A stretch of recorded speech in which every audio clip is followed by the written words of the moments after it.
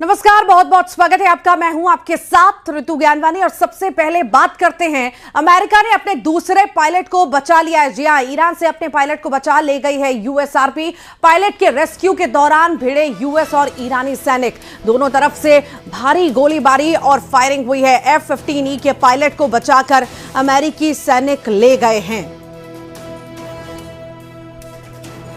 तो अमेरिका ने अपने दूसरे पायलट को बचा लिया है, जिसकी खोज की जा रही थी लगातार। और इसी बीच जो पायलट लापता था, उसकी मां का भी एक संदेश, भावुक संदेश आया था और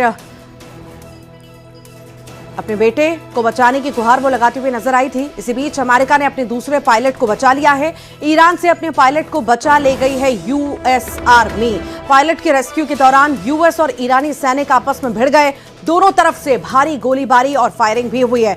बता दें आपको, F-15E के पायलट को बचाकर अमेरिकी सैनिक ले गए हैं। दो पायलट उसमें लापता हुए थे, एक का पता चल गया था और दूसरा लापता था। अब दूसरे का भी पता चल चुका है।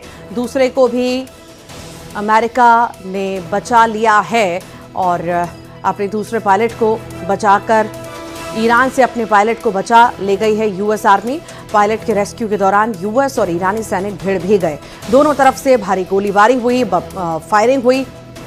बता दें आपको, F-15E के पायलट को बचाकर अमेरिकी सैनिक ले गई है, जो लापता था और जिसकी तलाश लगातार जारी थी। इसी बीच यूएस की आर्मी बचा ले गई।